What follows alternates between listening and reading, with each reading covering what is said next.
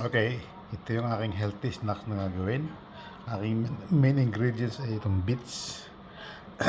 So, bibidyohan ko mamaya pag itinagayat na. Siguro kalahati ng carrots na ito. Tapos, ito yung celery, gagayatin ko rin siya. Then, ito yung lemon, kalahati ng lemon. At, of course, ito.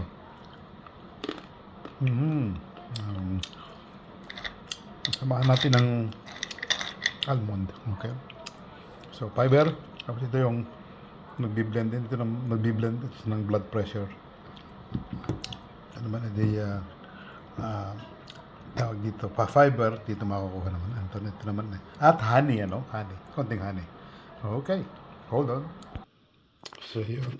Ito na yung ating healthy snacks, So, beets na ginaya.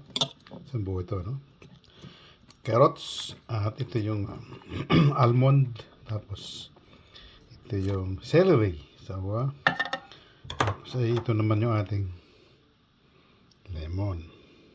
Nilagyan natin ng konting honey. Tapos, yan ang pinaka-dressing natin, lemon. So, napakagandang sa blood pressure nito. Nakaganda ng nito.